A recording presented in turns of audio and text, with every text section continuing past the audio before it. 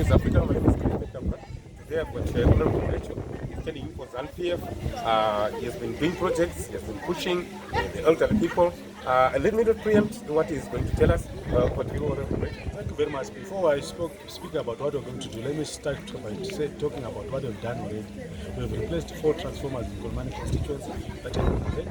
We've drilled a few holes, and we intend to drill 18 more holes in Nkulumane Constituency, solarize them to make sure that we ease the water challenges in the constituency. We've also done hundreds and hundreds of food hampers to the elderly people and the disadvantaged. We've also donated quite a number of material to schools.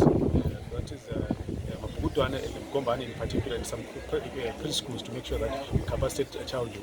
Then going forward is here back towards our campaign towards the 20th of December. If I become an MP, the issues that we need to make sure that we raise and address issues to do with crime, issues to do with drug and substance abuse, issues to do with the welfare of disadvantaged and the elderly, issues to do with sewer and water integration, issues to do with lighting system,